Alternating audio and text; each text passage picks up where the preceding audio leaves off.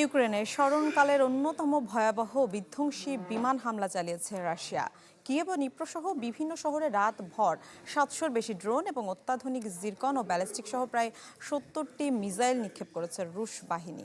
এতে কিয়েভের বিদ্যুৎ ব্যবস্থা ধসে পড়েছে, আর মেট্রো স্টেশনে আশ্রয় নিয়েছেন ৪০,০০০-এরও বেশি মানুষ। এ ভয়াবহ ধ্বংসযজ্ঞের নেপথ্যে দায়ী করা হচ্ছে ইউক্রেনের আকাশ প্রতিরক্ষা ব্যবস্থার চরম দুর্বলতাকে।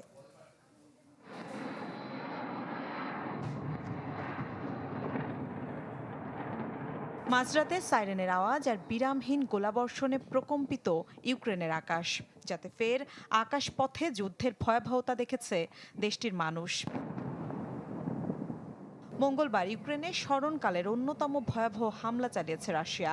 কিয়েভ, নিপ্রো সহ বিভিন্ন শহরে রাতভর ৭০০-র বেশি ড্রোন এবং প্রায় ৭০-এর কাছাকাছি মিসাইল নিক্ষেপ করেছে রুশ বাহিনী। এর মধ্যে ৮টি অত্যাধুনিক জিরকন হাইপারসনিক এবং ৩৩টি ব্যালিস্টিক মিসাইল ছিল।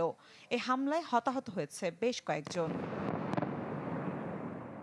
এছাড়া কিয়েভের বিদ্যুৎ ব্যবস্থা ব্যাপকভাবে ক্ষতিগ্রস্ত হয়েছে।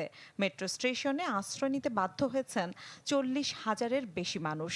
এ হামলার তীব্র নিন্দা জানিয়েছেন জাতিসংঘ মহাসচিব অ্যান্তোনিও গুতেরেস। রুশ বাহিনীর এই ব্যাপক ধ্বংসযজ্ঞের মূল কারণ হিসেবে সামনে এসেছে ইউক্রেনের আকাশ প্রতিরক্ষা ব্যবস্থার চরম দুর্বলতা।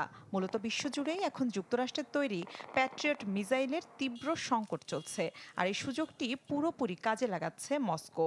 মধ্যপ্রাচ্যে ইরান এবং যুক্তরাষ্ট্র ইসরায়েলের মধ্যকার উত্তেজনার কারণে প্যাট্রিয়ট মিসাইলের বৈশ্বিক মজুদের প্রায় ১/৩ ফুরিয়ে গেছে। উপসাগরীয় দেশগুলো এরই মধ্যে ১,১০০-র বেশি ইন্টারসেপ্টর ব্যবহার করেছে।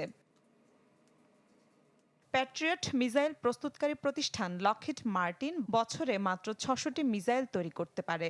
উৎপাদন ৩ গুণ করার পরিকল্পনা থাকলেও বিশেষজ্ঞদের মতে এই ঘাটতি পূরণে অন্তত ২ থেকে ৩ বছর সময় লাগবে।